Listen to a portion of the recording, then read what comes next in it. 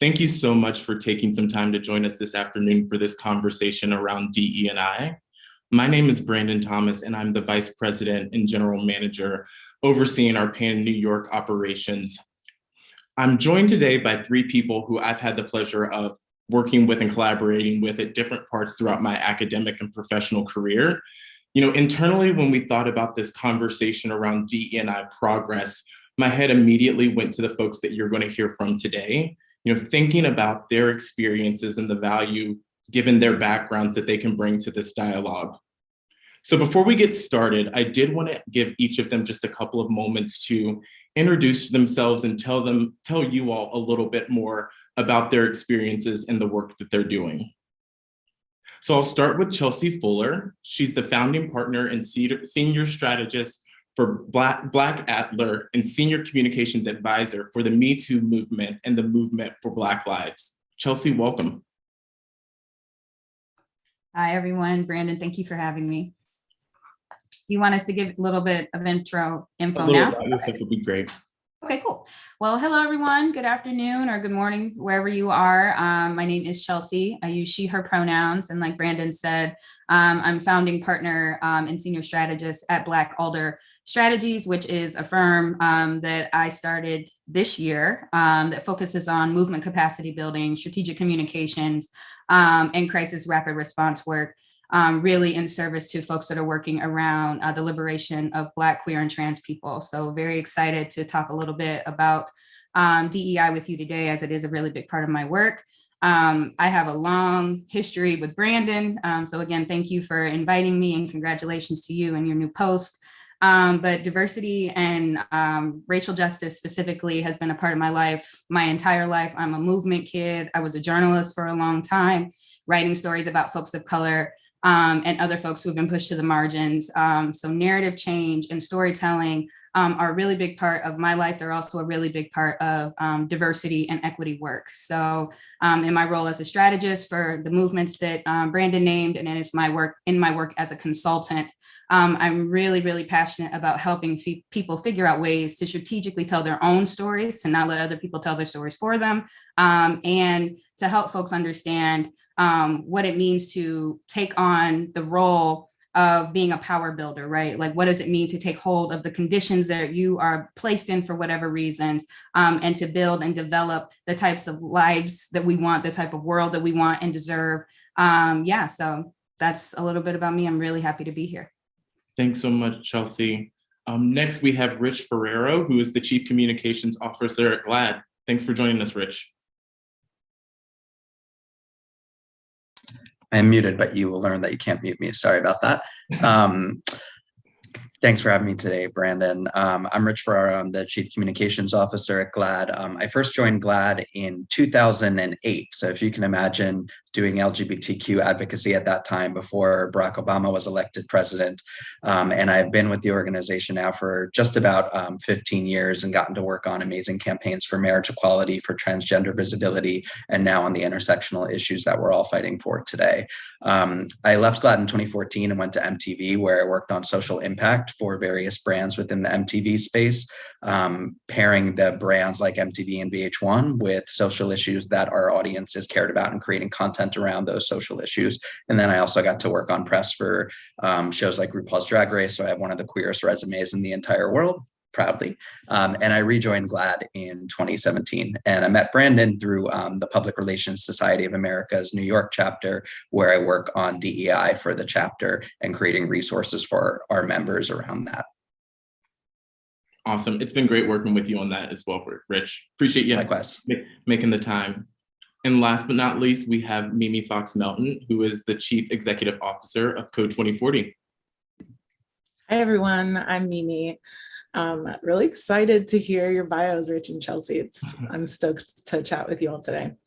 I'm the CEO at Code 2040, and Code 2040 is a national nonprofit that focuses on the entry and experience of Black and Latinx folks in the tech industry.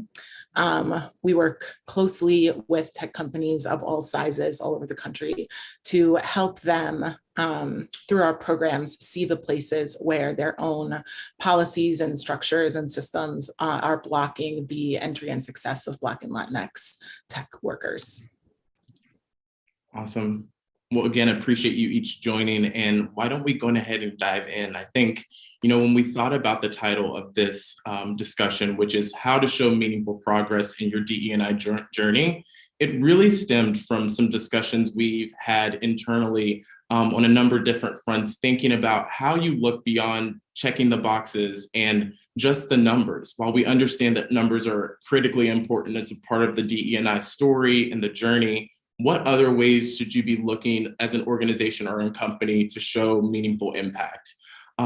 We had a little bit of a prep call last week, which was super informative and helpful. And I think as a part of that, one of the things that came out is, maybe we should take a moment to kind of think about understanding DE&I a little bit more, thinking about its origin, where it originally started, and how it's gotten to where it is today, as we know it in 2022 in corporate America.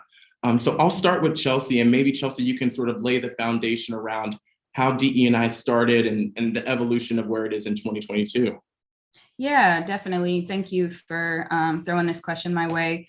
So DEI, diversity, equity, and inclusion is a phrase that most of us have heard quite a bit ad nauseum for some of us. But for a lot of people, it really is something within the past, 4 to 6 years that's really taken up a lot of space, both in like conversations about workplace culture and in just, the societal conversations that we're having about equity and justice right now for a number of reasons. But as a practice area, I think what makes the most sense to talk about is really when it actually was formalized as a body of work that lived inside of companies, right? So in the 1960s, with the passage of like the equal employment laws, affirmative action coming out of all of the movement work that was happening decades before around the inclusive, requirements that people were demanding for not just the workplace, but all parts of our society. DEI really came out of those laws and the requirements that were then federalized around women specifically being able to access employment and folks of color being able to access equal employment. So we know that it has not worked. We know that there are have been many different iterations of HR practices that center diversity, hiring and compliance and all of those things. They typically, as far as I have been aware and been involved in the work, live inside of like the HR department at a company, right? That is changing, which is great. But from what I've seen and what I've experienced as a strategist in this space is even still a lot of the policies that are about making workplaces more inclusive are actually about protecting the company, not, how to make sure that people are ticking the boxes, that people are understanding the requirements that come with being an employee, right? What do we have to do to make sure that we're not getting sued, basically, right? Not focusing on workplace culture in the way that we are talking about now, more openly and more honestly. It really was about the legality of compliance, making sure that folks were able to say they had X amount of this person, X amount of time being allocated to extracurriculars, or I guess we call them like BRGs now, right? Auxiliary groups that were about marginalized communities and that sort of thing. I wanted to pass it to Mimi, Brandon, if that was okay, to allow her to add a little bit more space and context to that history. Thanks, Chelsea. Yeah, I think that your point about DEI really starting as necessary to protect the company from litigation is really critical.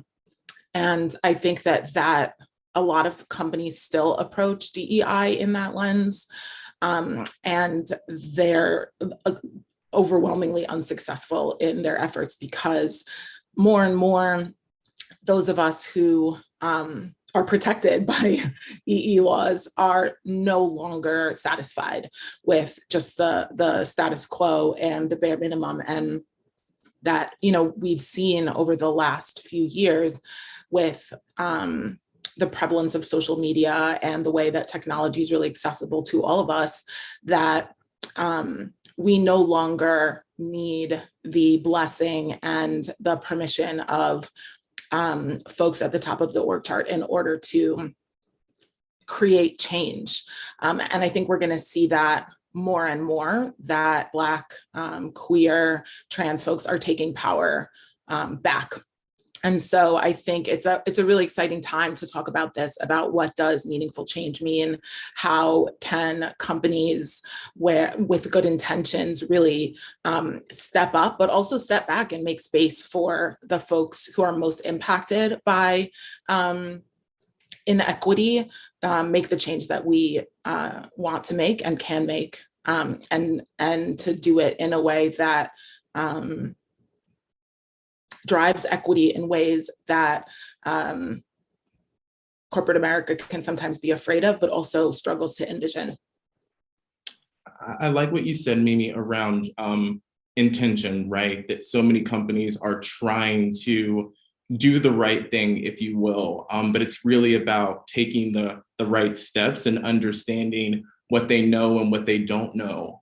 Rich, from your experience with working with companies and brands, like, what are you seeing as some of the opportunities, challenges that you've been navigating? I can't wait till we get to the day where we don't have to say, oh, sorry, I was muted. Geez. My experience with companies is a lot more in the public communication space, in advertising and in public comms from companies and social posts. That's where GLAAD works with brands. And GLAAD's theory of change as an organization is that what people see in the media has a huge impact in the decisions that are made in the ballot box, in classrooms, in churches, in living rooms around the country. So at GLAAD, we work with media of all kinds on LGBTQ on representation and to tell queer stories that will create and foster understanding and acceptance. And we define media today not just as news and Hollywood, but as brands.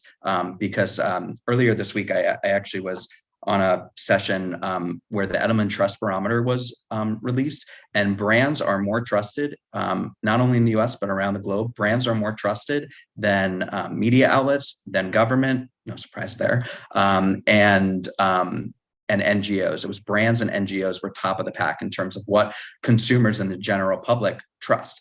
So that gives a huge opportunity for organizations like GLAAD to work with brands to tell stories that matter. And it's coming at this time when brands are expected to be out on social issues, and where not only customers, but also employees want to know that the brand that they are working for or the brand that they're patronizing supports that, has similar values to their own.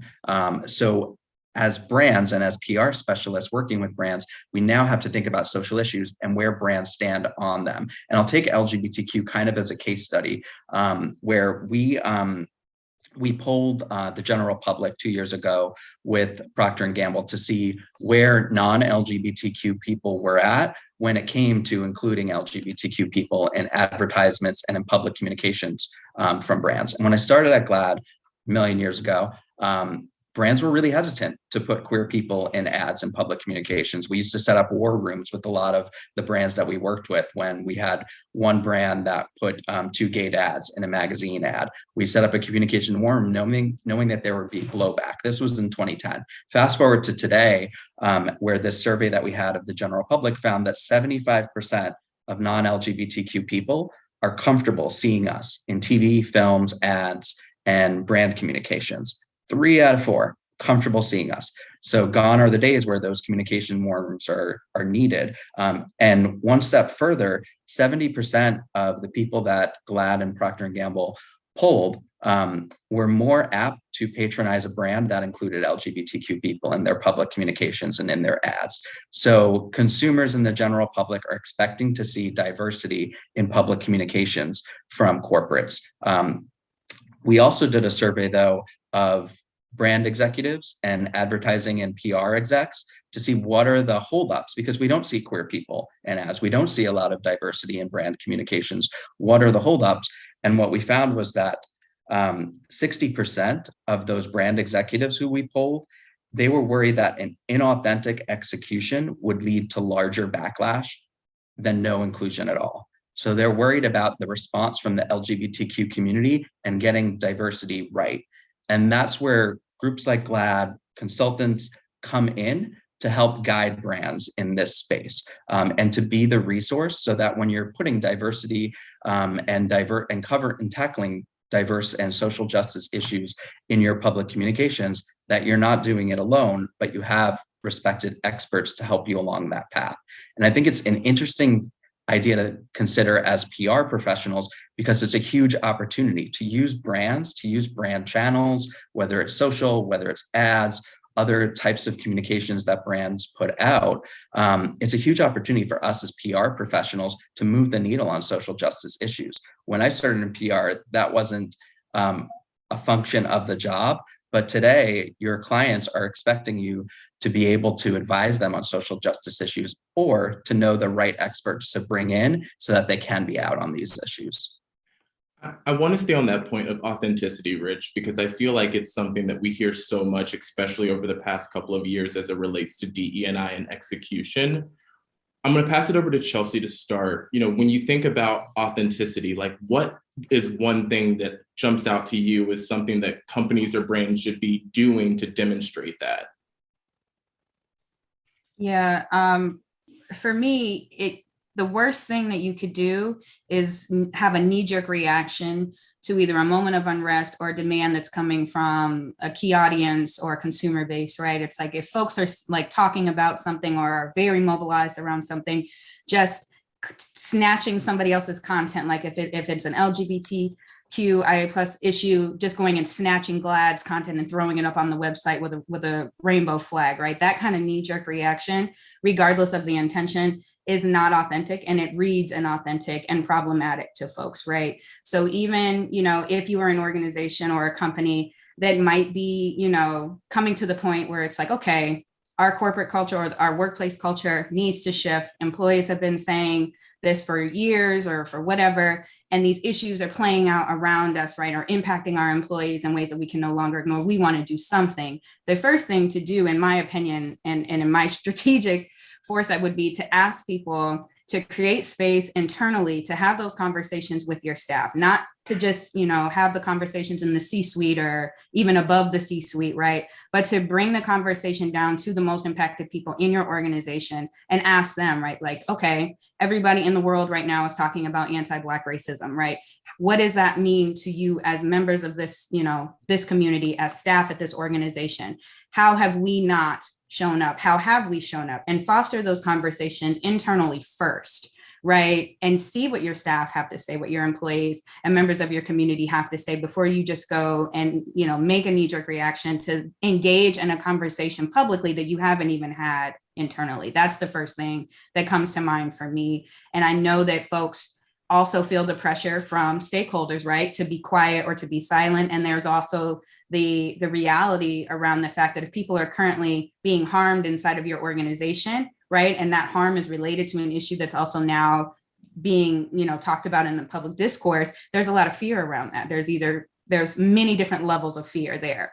So making a decision on how you respond to that is really an indicator of your commitment to doing the work the right way in the first place, right? If you're more willing to appease people outside of the company, stakeholders, whatever, then actually I ask people, well, why exactly are you trying to engage in a DEI journey in the first place? If the people that actually make the money for you, the folks whose labor allows you to occupy the space that you occupy, then why even bother, right? So it can be a difficult conversation around authenticity in the very beginning, but the first step has to be giving the folks that you work with the space to talk about these issues transparently and without fear of like threat or harm or retaliation, and allowing that to drive your decisions for the next step.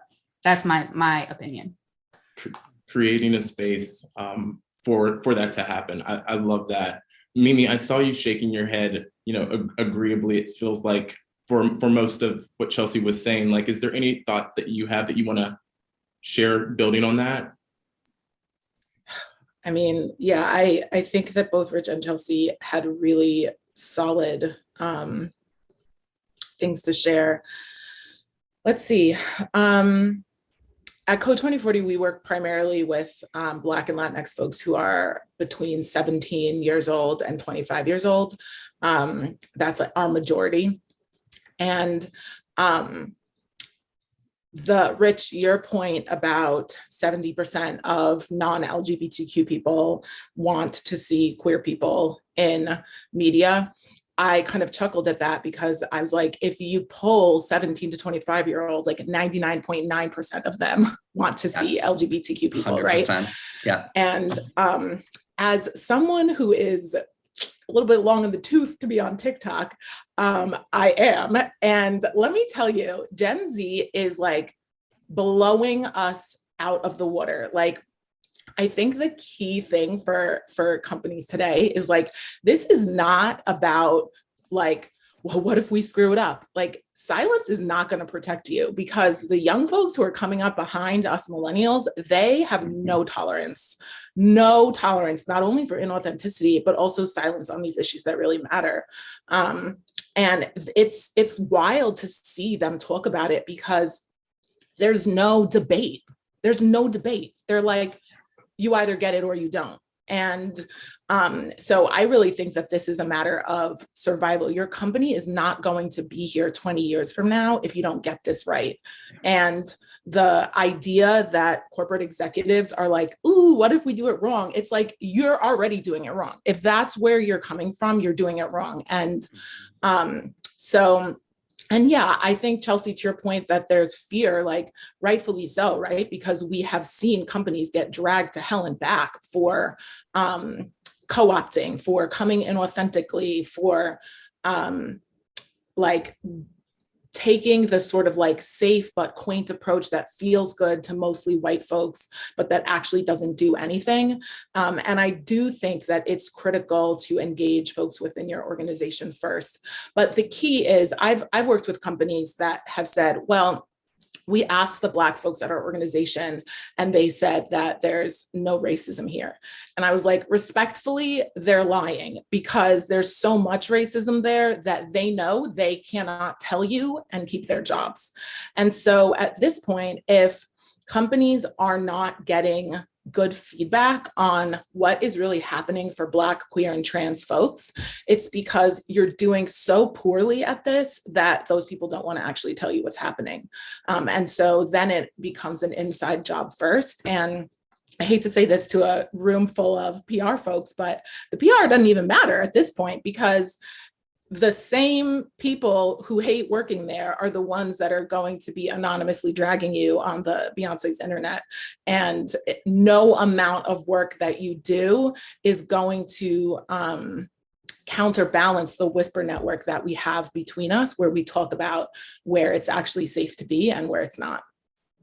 And if you're nervous about DEI today and not taking action, like Mimi said, the company is not going to exist 20 years from now. And just in the LGBTQ space, to give you a sense of what the workforce of tomorrow is going to look like, the Gallup poll that came out last year found that nearly 20% of Gen Z self-identify as LGBTQ. That's 1 out of 5 identifying as LGBTQ. And that number is growing significantly every time any of this type of demographic polling comes out. So now is the right time to get ready for that diverse workforce and to start looking at small things like email signatures. Do you have an option for pronouns in the email signature? Are your forms inclusive of non-binary people? Now is the right time to start getting prepared for the workforce of tomorrow and the people who are in your workforce today who need these updates to various HR issues and to various like other comms issues in the workplace. Yeah. Can I add one thing before we move on, Brandon? I think the point that Mimi made stuck with me around the fact that it's a weird kind of tokenism that happens to folks of from impacted communities in these moments when it's like something has blown up or things have bubbled over to the point where there isn't any space or room to ignore it anymore, right? In these conversations, right? Like if I'm offering the advice to create a safe space, right? Thinking about who facilitates that conversation is really important, right? Mm-hmm. Thinking about the levels of power at play in that conversation. Like if you're bringing associate or junior level people to have a conversation with the CEO or the head HR person, or for God's sakes, the president of the company or whatever, that power differential is automatically putting people in a harmful position, whether people want to acknowledge it or not, whether they're aware of it or not. So thinking about who facilitates that conversation, thinking about the spaces that are being curated and who's in them, right? So that you don't put people in a situation like Mimi's talking about, where it's like, I don't want to be the only Black woman up in here talking about microaggressions, or that, I'm actually being sexually harassed at work, right? Like that is not what we're offering. But I think the other thing that is happening, right, is this conversation about DEI right now is not just happening inside of companies and, in our inside of social movements. Like politically, it is now a thing. Like you've all seen the conversations that are playing out around critical race theory. Like Florida is trying to pass legislation that makes it illegal to make white people uncomfortable or to experience discomfort in educating people about race and equity and inclusion, right? So when we're thinking about creating policies and practices that work for us, that work for our companies, but also that are just right, that are just fair and decent and allow people to stand in their full humanity without feeling like a part of their identity has to be left at the door for them to do this job and make this low money to take care of their family. We have to think about the fact that like discomfort is a part of it. Discomfort is going to be a part of it, but there is a difference between discomfort and harm, and the conflation of those two things is really dangerous and really important. So when you're thinking about the who should be in these rooms, what does the conversation need to look like? Find folks that in your organization from across the spectrum of power, right? Not just the folks that have the decision-making power can be the ones to lead the conversation or to set it up. And there are many different strategies that I'm sure all of us on this Zoom have used to try and help that, but it's going to be uncomfortable no matter what. And the discomfort cannot be the measure of whether or not you do it or not. It's so interesting that you said the point around discomfort, Chelsea, because I feel like early on in my deeper understanding of DE&I, one of the first things that was shared with me is that like, if you feel completely comfortable as you're going through this exercise, you're likely doing it wrong. Right? Like if if you're feeling great about everything that's happening, then, kind of reevaluate what your strategy is, because there is going to be some level of discomfort no matter where you are in the journey as you grow. So just really appreciate that. Before we move on to our next section, any other thoughts on that point, or are we feeling good? Well, I want to move us to the area around impact and progress, thinking a bit holistically about it. To start, want to look at data and the role that data plays and what companies are doing. So Mimi, passing it over to you to kind of start the conversation on what you're seeing, observing the role that data plays in this process. Yeah, I think that, we've all seen tech companies and non-tech companies at this point, frankly, share demographic data around who's working at their companies, particularly when it relates to race and gender. And I hear the question a lot, like what else should we be looking at? What kind of data matters? How do we show progress? How do we know that the work that we're doing is having an impact? And I think that there's no easy answer to that question. What I tell companies is that asking your employees what it feels like to work there, what their experiences are, and segmenting that data by race and gender is really critical. But at the end of the day, this is a problem that has been building on this land for 500 years, and companies aren't going to be able to make changes in 2, 3, 4, 5 years that are fixing 500 years of intentional harm. And I really think that the data is important. It's important for accountability, but it's like a white supremacist concept that data is quantitative only. And I really think it's important that we're not just looking at percentages and ratios in order to see progress.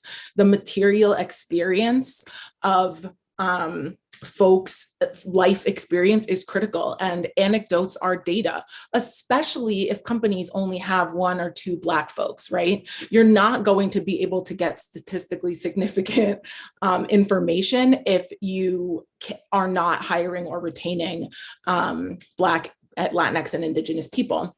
So, and listen, like if we're really centering the experience and traditions of the folks most impacted at an organization, communities of color have been using the technology of story and narrative for millennia.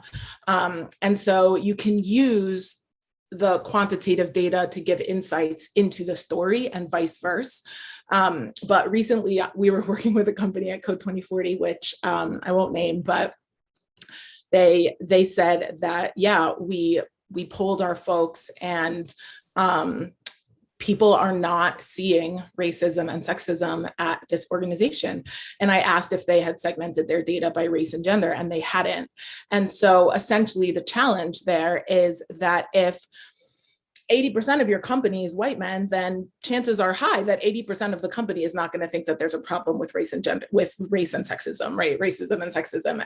But guaranteed that if you poll 100% of your Black employees, you're going to find the problem with racism and sexism.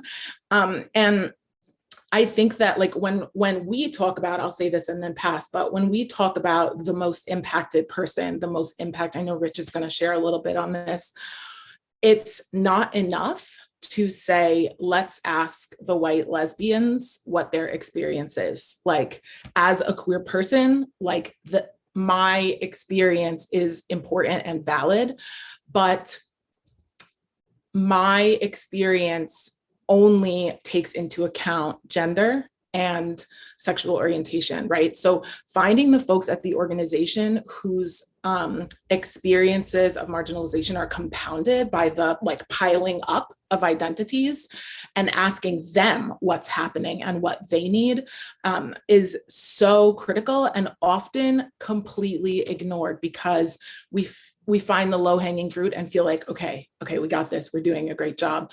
But a rising tide lifts all boats, right? And so if we're able to make policy and shift the experience of the folks who are most likely to be impacted, then everyone else is going to have a better experience too, even the people at the top of the food chain who have the most power.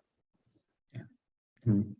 Mimi, I don't love the numbers that you shared from the tech industry, but I'm glad that you shared the numbers.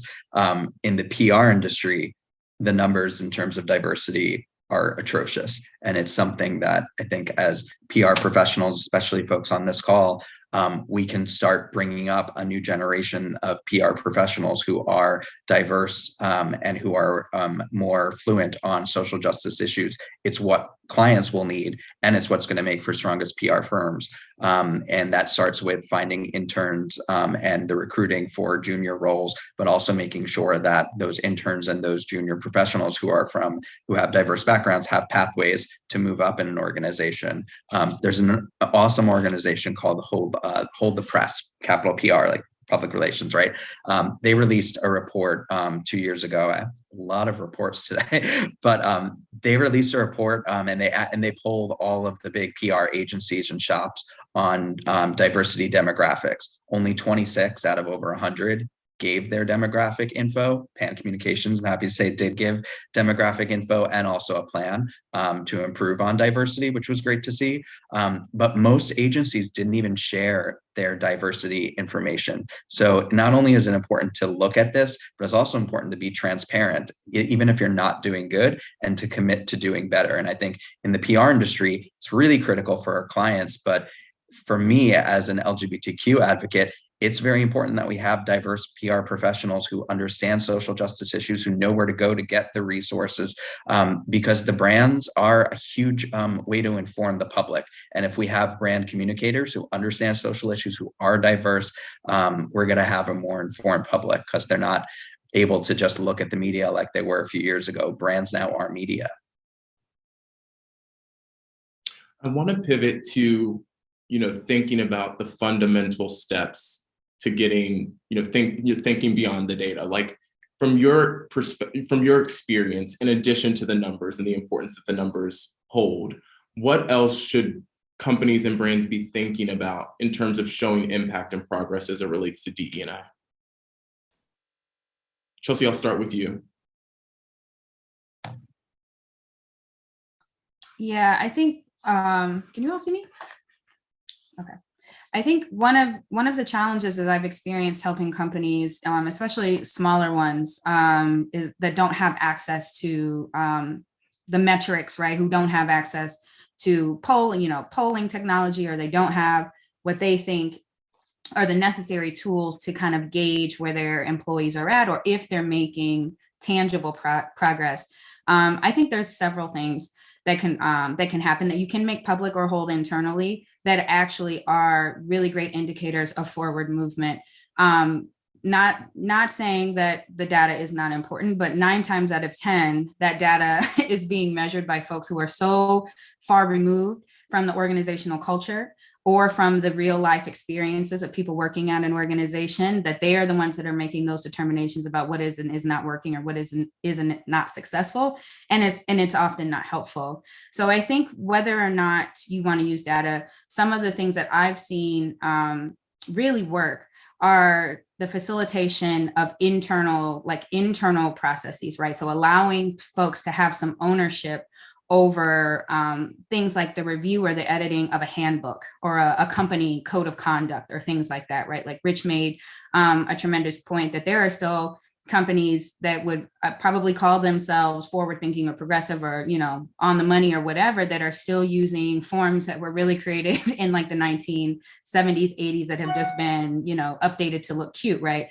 Allowing staff to actively be engaged in the editing or the creation of those types of things, be them handbooks or codes of conduct or policies, right? Allowing the HR professional to kind of open up some space outside of just a survey or outside of just a one-on-one conversation where there is that power imbalance. Allow folks to engage with you in deciding, like, what should our time off policy look like, right? Facilitating conversation, facilitating deep dialogue around the things that people actually need, and then using that to move forward in the creation of new, forms, processes, documents, whatever. And often, like, folks do want to do that. They'll send out a survey, a survey monkey thing, or like you'll have an internal Google survey that you have to fill out. Those are not sufficient, especially when we know that the most vulnerable inside of an organization can't afford to lose their jobs, right? They can't afford for folks to go on the back end of the Google form and find out that it was them that actually said that the work from home policy is insufficient, right? Or that the child care policy is insufficient, right? So even being open in conversation, like seeing leadership use particular language about change and shifting and wanting folks to feel included in a process, that's something you can use as a measure of success. It might feel extremely small to some folks who want immediate, and groundbreaking, data to put out in a report that they can put on their website. But to the folks that are doing the work, knowing that their supervisor is at least open to that conversation in a real way, not just in a moment of crisis, like I was saying before, but like wanting to know, do you think that this is somewhere that you can stay? And if you think it's somewhere that you can stay, will you work with us and be a part of making certain changes? And I know that there's, a very real reality around putting the work of changing, especially like unrooting deep systematic issues, putting that work on the most impacted, right? But I do think there's a fine line, and there's really a balance that has to be struck, right? Because I know if I'm blessed enough to be my own boss now, but that is a recent development. When folks came to me in work environments before and asked me in a way that allowed me to feel safe, to engage with them in a conversation about shifting something or creating something new, right? And me knowing that I'm not the only one that they asked, that empowered me in a way that filling out a survey did not. So as a starting point, because I know so many people are really at the beginning of this, I would stop thinking about needing the earth-shattering like 50% to 75% or 75% to 125%, and think about changing the way that people feel on a daily basis. Think about what you can do to facilitate the type of environment that folks are not dreading to come to, or they're not fearful of interactions, right? What does it look like to start to think about shifting behavior first, and allowing shifts in behavior to then shift culture, and allowing that shift in culture to lead to the more substantial numerical transformations. Yeah, hope that makes sense. I see Mimi raising her hand, so I'm going to pass it to her. But Chelsea, would you agree that there's ways to actually measure those elements that you've spoken about, right? So it's figuring out how to focus in on those pieces and then measure it as well. Mm-hmm, mm-hmm. Absolutely. If you're going to engage employees too on this and give them more work as well, especially work that doesn't fit in their job description. Make sure you're compensating them on top of what their day job is as well. Yeah. Chelsea, I could not have agreed more with what you were sharing.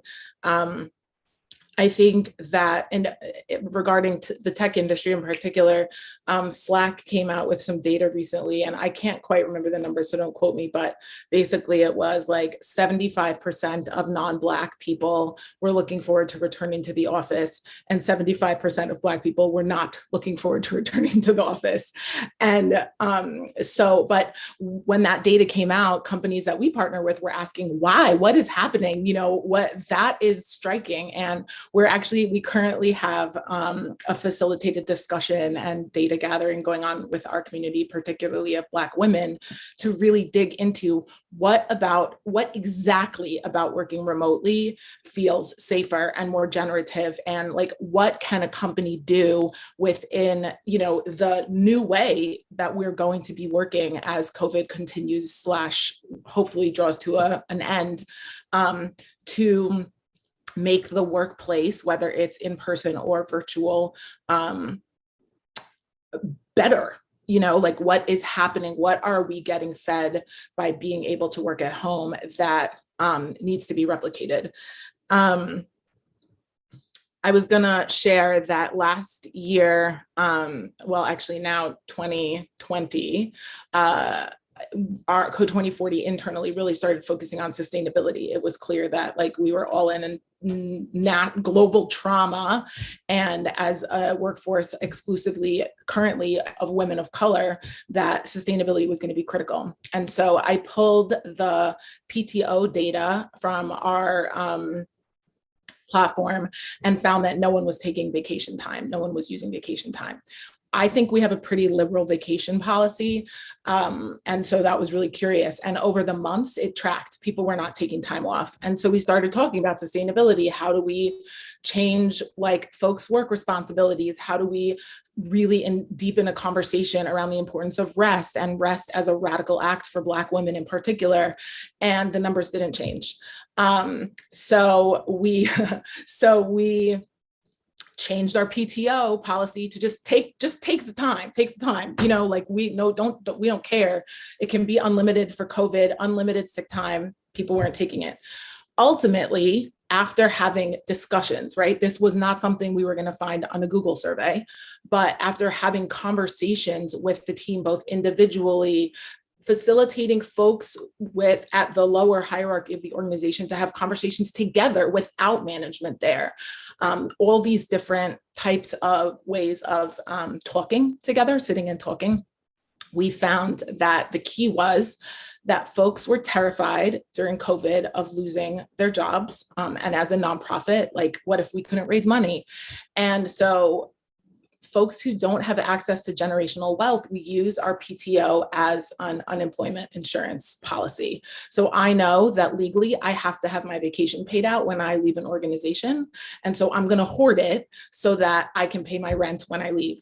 And so what changed our employees' utilization of PTO was we created a guaranteed severance policy where no matter what, fired, quit, doesn't matter, you get guaranteed 3-month severance. And suddenly people started taking PTO.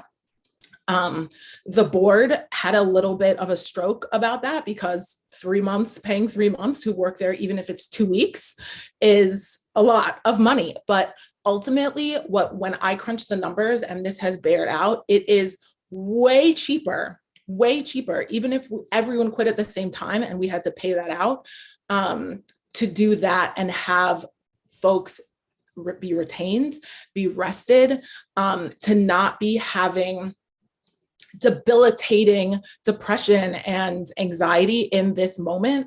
And for us, profit isn't the purpose, right? But for a lot of companies, it is.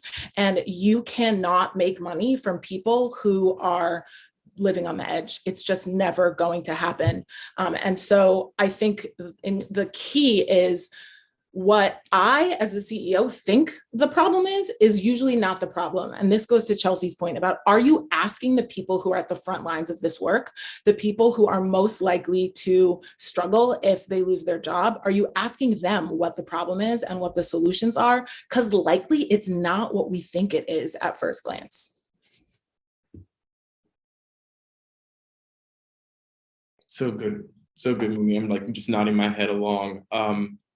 I want to spend the last few minutes that we have together really kind of like looking ahead, thinking about kind of what's next, especially given that there's so many topics within the DE&I conversation that we've been acknowledging here. As you look to 2022, like, are there areas that you feel like are going to require more emphasis that people are going to want to focus on as they think about programs and strategies in this new year? Rich, I'll start with you. Yeah, one word that I think we all have to focus on in 2022, though we should have been for years, is intersectionality. It was a phrase coined by Dr. Kimberly Crenshaw, and it's just the idea that categories like gender, race, class, LGBTQ identity, they're best understood as overlapping rather than isolated and distinct. And when I talk about LGBTQ advocacy, or when we work with brands on representing LGBTQ people, it's not enough to go back to the Will and Grace days or the Modern Family days with two white cisgender gay men. That's not what the LGBTQ community, that's not who the LGBTQ community is today. We are all identities. We are women, we are non-binary, we are Muslim, people with disabilities. The LGBTQ community is full of diversity in itself.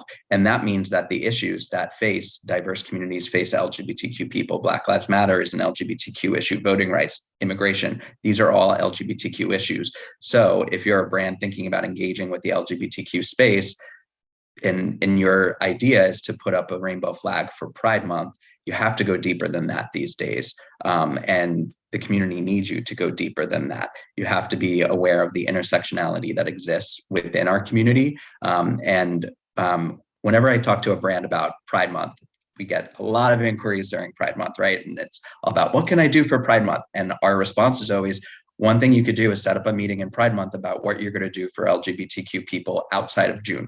How can you show your support for diverse communities outside of these months and days of visibility? Black History Month, Pride, Latinx Heritage Month. How can you include us throughout the year, not just in those moments of visibility? I think that's one key and one small step that can be accomplished in the short term, whether it's internal communications or external communications. Don't silo LGBTQ, as the example, to Pride Month. Think about, okay, if we're going to acknowledge Father's Day, let's include LGBTQ dads in that as well. Let's include non-binary parents in that as well. So it's that idea of intersectionality. I think that is where DEI is headed this year. Chelsea, over to you for thoughts just around conversations, topics, things that are top of mind for you as we head into the new year. Yeah, I definitely agree with what Rich said. Understanding all of the issues that impact us and impact our communities are deeply connected to issues that impact the people that sit next to us every single day is really huge. So intersectionality, double down on that. When I think about the work that's going to be happening this year, I mean, data's already showed, right, like between May to September, I think it was, of 2021, like DEI jobs increased by like 123%. So there's going to be an influx of people coming into companies and organizations to do this work. And the thing that I hope to see and that I hope to be a part of helping with is that the strategies that people are offering are really about workplace culture and not just the illusion of an equitable workplace, right? So I'm talking about the things that, maybe aren't as easy to measure, like we mentioned before, right?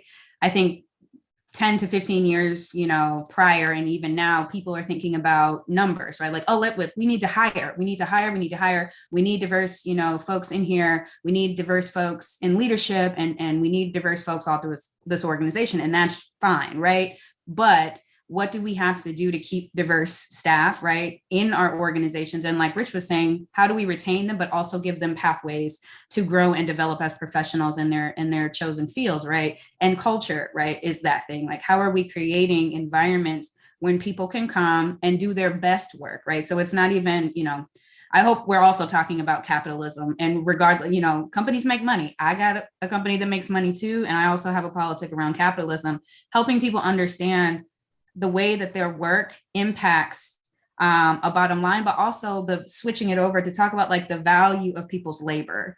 That is something that whether folks are ready to have that conversation or not, that has to be a critical part of DEI conversations, right? That we are all, unless you own the company, and even to some extent, even if you do, we're workers, right? And the value of your work and the contributions that work makes to a company, to a bottom line, to a community are important. So figuring out the cultural shifts is just important as getting people in the door, because you want to get people in the door that can stay, that can flourish, that can feel wonderful about making the decision, and hopefully they can recruit other people that can come and stay as well. So I'm not as interested in being a part of the conversations that are about the number and the money. I want to see people making real investments in changing behaviors that change culture in companies. And another thing, we are about to be in an electoral season again. So I'm really hoping that folks that are offering DEI services to companies, and if you're having these DEI related conversations in your organization, that you don't shy away from the issues that are on the ballot, whether you want to, if you're able to take a partisan stance or not, C3, C4, whatever, but the issues that are on the ballot 100% are going to impact the people that are making your product, that you're servicing. So finding ways to allow people to deal with the issues that are impacting them at home, right, inside of a safe environment, really makes a difference. Folks feeling like they have to completely shut off everything that matters to them when they step in the door, that's not a thing anymore. Like Mimi was saying, like the young folks coming behind us, they don't give a doggone, right? They're like political, whatever. They're like, if I can't show up as my full authentic self and talk about the things that are frightening me or that are putting my family in danger while I'm also making money for you, then that's trash, right? So figuring out strategic ways to allow the things that are impacting people to not have to stay, they have to stay on the side and you deal with them after 5 p.m. Within a company culture that makes everyone feel like they're able to do that in a way that's safe. And there is a level of safety that's offered to some and not others. And that has to be understood from the beginning when you're thinking about these cultural shifts. But those are the things I'm hoping to see in the work. And I'm hoping that we're having more of these conversations publicly and not just behind closed doors. I feel like, and this could be a whole nother conversation, and we've touched on it a little bit throughout, but this idea of belonging within organizations. And I feel like I've been seeing, the DE&I, and now all of a sudden we're adding B to it. So like, what does that B mean? How are we leaning into that? What does that actually look like? And I think that there have been some moments that we've spoken about it in this conversation, but like, I just feel like there's so much more there that we could be talking about. Mimi, want to ask you the same question. Thoughts around 2022, something that stands out is going to be as a priority in this new year. I kind of just want to be like, it's been said. God bless. You've heard it from Rich and Chelsea, but I can't, it would kill me. So there's so much, like, I'm really thinking a lot about unionization, like the tech workers in particular, and who are unionizing. And we're not just talking about folks who have the most to lose and the least power. Like a lot of the work at Code 2040 that we do, though we work with Black and Latinx engineers in engineering departments, we're talking about what are you doing to include the cafeteria workers in your organizing. It's no longer enough for us to allow this divide and conquer approach to divide and conquer us, frankly, right? And so I know a lot of companies are terrified of unionization, as well they should be. But if you're afraid of unionizing efforts, it means that you are not listening to, incorporating, you are not doing the work that Chelsea is talking about to really hear the folks who are impacted at your organization about what they need and want. And around belonging, I talk about this so freely because it's how we talk about it at work, right? I am diagnosed with bipolar 2, depression, you name it. I have chronic illness. And I talk about that with my team. I talk about my meds changed. I'm going to be really like out of it for the next couple of weeks. I'm changing my calendar. I may cancel meetings at the last minute. Like, it is what it is. But if folks don't see the CEO doing that, talking about it, leading from the front around things that are stigmatized and terrifying, then no one else at the organization is going to feel safe doing it. So when I hear folks say, what should our C-level be saying? What should our, I just want to sit back because I want other people to have the floor. Yes, that's right. And we have to demonstrate that we are willing to put things on the line and take risks before we are asking Black folks at the organization to put things on the line and take risks. And so the belonging piece is really, to me, about, am I leading by creating a space where people can talk about themselves, their full self at work, And in last year in particular, we saw companies that said, no, actually, we're not creating that space. Don't talk about politics here. And while that's disgusting, I also felt very relieved to hear that, because I'm like, bet, I don't want to work there, okay? Raise your hand and just say that you're racist so that I can make decisions about whether I work at your company or not. And I really think that's ultimately the takeaway. Like, just tell the truth about what you're doing. Don't try to fake the funk, because we know it, we can feel it, we can see it, we can hear it, and no amount of PR is going to put lipstick on the pig. And I don't mean to insult pigs, but if you really aren't committed to the work, then just take a seat and let the rest of us lead, because we're gonna know eventually, and it's just gonna continue to cost you. But if you are about the work, then it's time to be vulnerable, and it's time to talk about the things that are uncomfortable, and to really sit down and listen to the people who are sitting at the table with you. I think that's a perfect way to wrap it up, Mimi. And just your point around the importance of transparency, I think is critical for companies and organizations to be thinking about in the long term, because no one has all of the answers right now, right? Many folks are learning, growing along this journey. So, keeping it real, understanding where you are, acknowledging that there's room to grow, putting together action plans and some of these steps that you guys have spoken about, and holding yourself accountable, I think, with some metric of success or results is really, really important. I want to be cognizant of time, but I do have one final question, and I do want to give each of you just 1 minute to answer, just around like thinking about these past 2 years, understanding that since summer 2020, there's been a heightened emphasis around DE&I, and you all have been doing the work over the past more than the past couple of years, right? But really honing in on these past couple of years, kind of what's kept you optimistic or hopeful for the future as you look ahead? 1 minute for each of you all. Chelsea, we'll start with you. What keeps you optimistic and hopeful?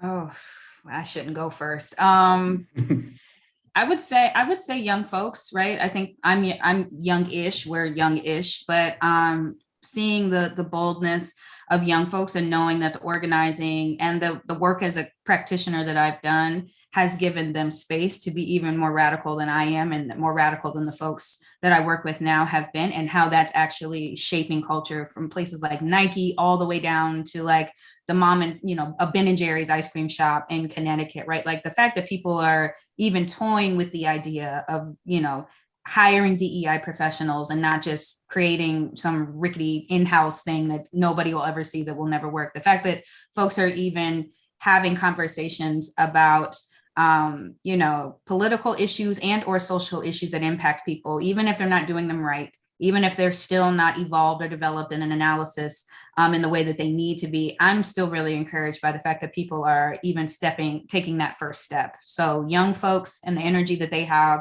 around the world that we deserve and how they're working to build it, and the role that I've played in that keeps me pretty encouraged. Rich, what about you? One thing that keeps you optimistic, hopeful? I was going to say young people, but I think the idea that DEI now has been, it broke out of the box. It used to be a box that people checked. And as someone who creates resources that are rooted in DEI, I've been real busy the last few years. And that's a good thing, because it's going to arm people who are in positions of power and leaders with information that will then reach the masses, hopefully. And if you're a manager, I think right now you're feeling that DEI has to be a part of your plan for how to manage a team. One really quick tip that I give a lot of like managers is to, on social media, or like seek out diverse media outlets that advocate for queer news, Ebony or Essence, or groups like Color of Change for Black news. Find those media outlets and keep up to speed on what diverse communities are dealing with, to keep yourself educated, because diverse members of your team are already up to speed on that news. So it's a quick tip. Love that, Rich. Mimi, last but not least, one thing that's keeping you I shouldn't have gone last because I don't really have much hope. Like, I think hope is I think that it's really bad. It's really bad. And it's the journey is really, really uphill. But I think that Black folks, queer Black folks, we've always found joy, right? Like in the darkest of times, we've found ways to celebrate and be joyful. And so I think that is like, that's where I find like how I'm going to get through today is laughing, being silly with you all, like talking about things that are uncomfortable. And I think that that's one of the critical things that companies can also do is like create a budget and space for impacted folks to get together and have joy. Don't ask us to solve all your problems. Just let us spend our money on booze and like fun and frivolity, because that is how our people have survived for hundreds of years. And that's really where what I get the hope from is like, no matter what happens in corporate America, like we're gonna try our damnedest to have a good time along the way. Well, again, I want to thank you all for your time. This has been super informative. I know myself as I've been speaking with you all about this. And thank everyone for joining us wherever you are, both internally and externally. We hope that you gain something from this and have a wonderful rest of the day. Thanks so much.